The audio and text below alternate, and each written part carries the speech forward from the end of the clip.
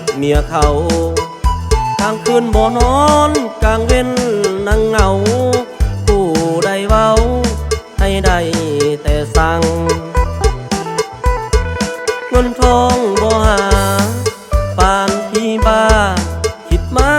อุกอังคันน้ำตาแพงคอยคือสีหังเป็นเศรษฐีแล้วน้อตัวเฮาอยู่ส่วนเขาโตพัดเอาใจไปทุ่มเทเขายิ้มใส่ก็ว่าเขาโอเคเงึดแหงเด้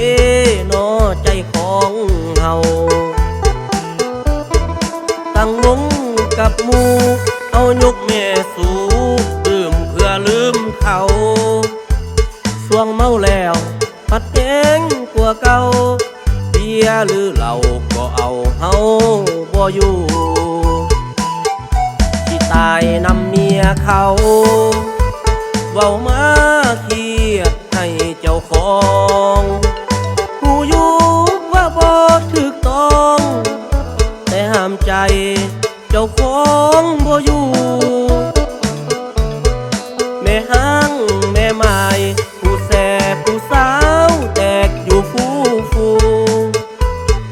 แต่เฮาปัดบ่คือหมู่เห็นเมียคนอื่นมันซึ้งหัวใจสดชื่นสดใสแม่นเมียผู้ใดขอมักนำแน่มักซื่อๆดอกบ่หยอกบ่แย่เว้าแท้ๆคอยบ่จังไรพ่อสามกามาเพิ่นบอกว่าห้ามคิดนอกใจแต่เฮานี่บ่มีไผมักอยู่ในใจบ่บาปดอกน้อ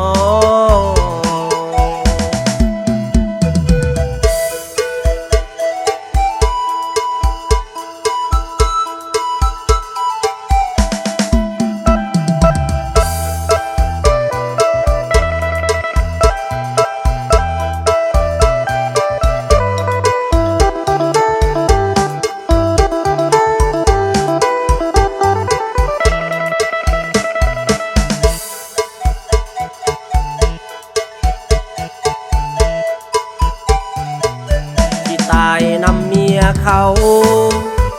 เว้ามาเครียดให้เจ้าของหูอยู่ว่าบ่ถูกต้องแต่ห้ามใจเจ้าของบ่อยู่แม่ห้างแม่ไม้ผู้แสบผู้สาวแตกอยู่ฟูแต่เฮาผัดบ่คือหมู่เห็นเมียคนอื่นมันซึ้งหัวใจสดชื่นสดใสแม่นเมียผู้ใดขอมักนำแน่มักซื่อๆดอกบ่หยอกบ่แย่เว้าแท้ๆคอยบ่จังไรพ่อสามกามาเพิ่นบอกว่าห้ามคิดนอกใจแต่เฮานี่บ่มีไผมักอยู่ในใจบ่บาปดอกน้อ